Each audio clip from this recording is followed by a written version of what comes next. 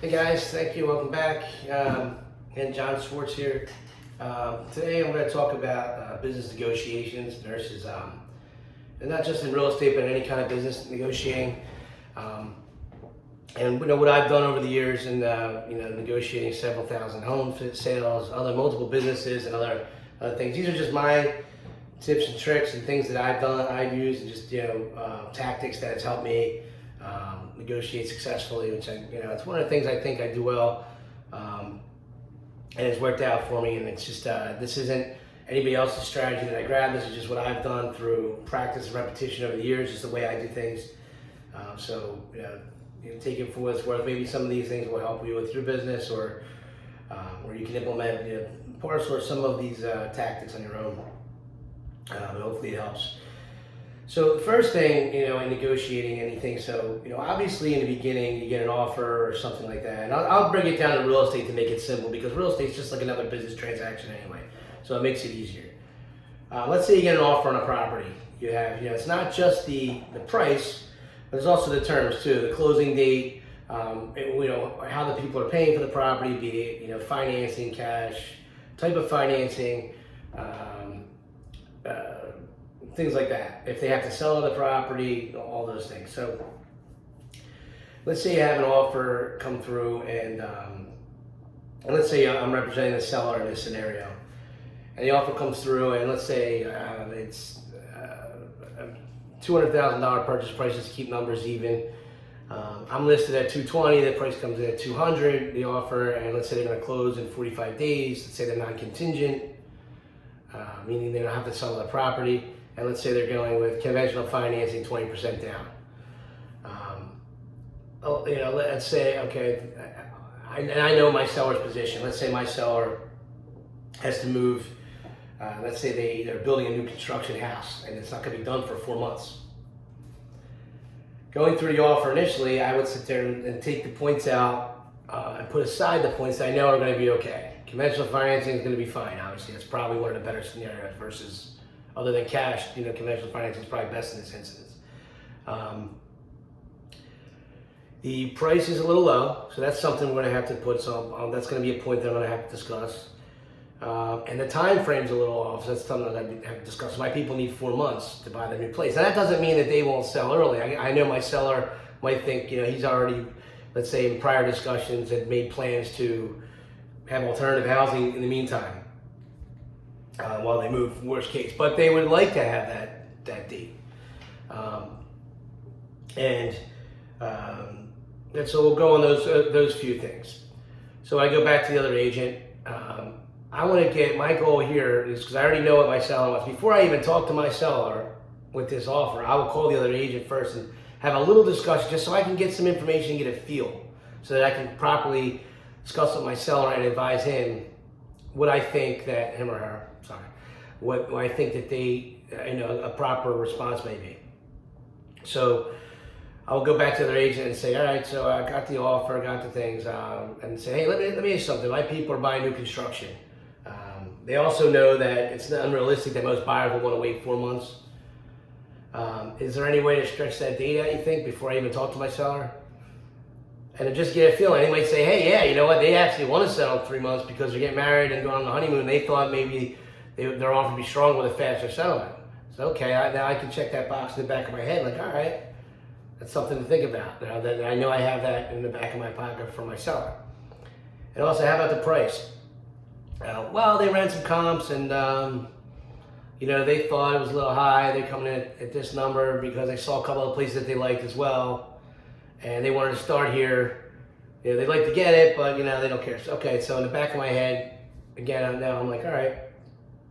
Now let's tell. Again, they gave up this info without a whole lot of browbeating or a whole lot of discussion. So, again, by asking questions, a lot of times you can gain the information that will help you with your negotiations later. So I already got, like, all right, they kind of want the house, but they're not going to jump through too many hoops for it, price-wise. And they could be flexible on the date. So, all right, now I can go back to my seller and say, hey, here's the deal. How important is it to you to get somebody? So what if you can be more flexible on the price, and they can get them closer to that 4 month date, which is less money you have to spend on alternative housing, and and the like. And my seller might say, you know what, price is fine. To know it's sealed up and done and I don't have to worry about it going into my new house, I probably will come off a little bit. And, if they can get close to that date, that'd be great. So good. All right. So now I'm going to go back to them again and say to the buyer, hey, here's the deal. My seller's he's a little willing to talk on the price a little bit. He asked me, what do you think? What would your buyer come up to, and what's the best they could do on a settlement date? Assuming my closing date's here. Again, I'm asking them. Then, because the more info they give me, the more they'll reveal to me, and the more I can use later. If I have to get to a point where it's a sticky point. But I'm going to let that happen first. I'll let that come to me first. So they might say, well, they told me the best they'll do is 210, and they'll do 90 days. Okay. All right. So, well, let me talk to my seller and say the best they'll do is 90 days, and I'll just go back with them with their own questions. Repeat it back to them. The best they'll do is 90. A lot of times the agent, without a doubt, will say, well, they'll do the 4 months, but they really don't want to.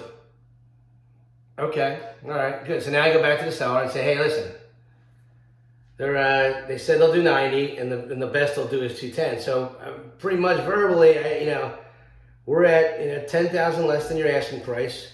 We're 3 months instead of 4, and your 4, by the way, on new construction could turn into 5, 5.5, 6, because a lot of times there's delays. So I tell that to the seller. By this point, the seller should be really happy.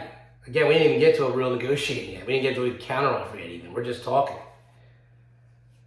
Now I give them a counteroffer. And the seller says, all right. And I tell them, listen, don't get too firm on you got to give them something just to keep them interested and tight. So I suggest, hey, how about we count them at 215, 4-month closing? See what they say. Okay. Go back to the buyer agent and we'll say, hey, they said 215, they'll close, 120 days. Then let's say the buyer agent comes back and says, all right, they're good, but they really want to do 3 months if they're doing 215. I go back to my seller and say, hey, what's that?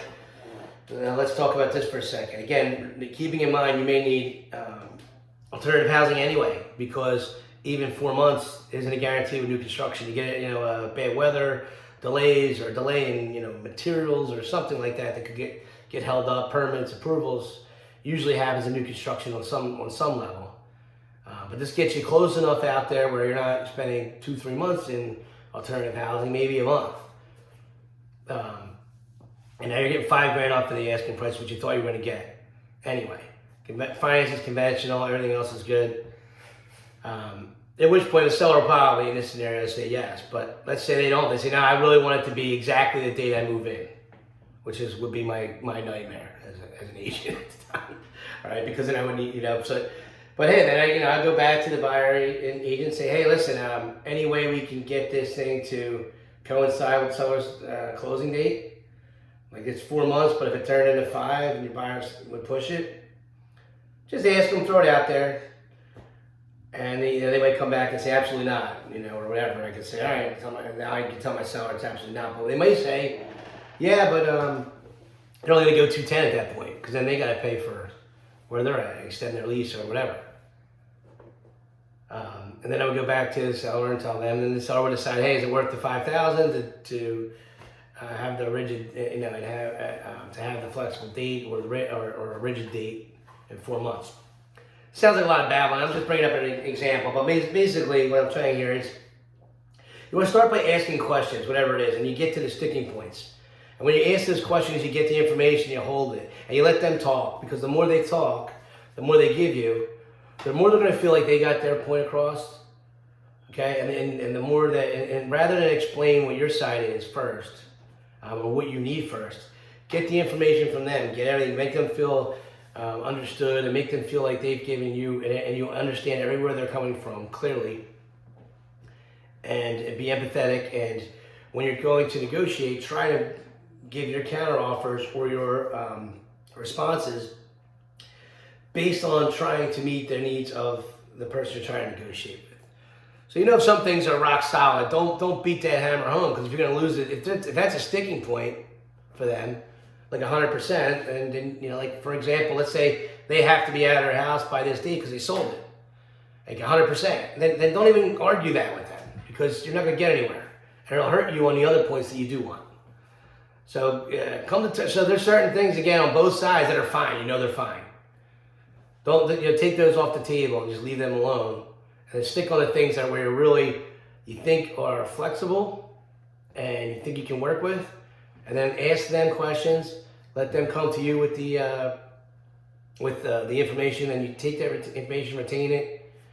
Say to yourself and ask yourself what you think, where you think you can do better for your client or yourself, negotiate for yourself in a business transaction or what have you. Hopefully, this is I'm stumbling through. This is the beginning of a couple of these things for me. So I'm just starting to do these videos, and I'm new to this, so please bear with me as I'm trying to. I made that sound like a big boring transaction, but I'm going to do this. I'm going to do a part 2 of this soon, and I just wanted to get this out there for you.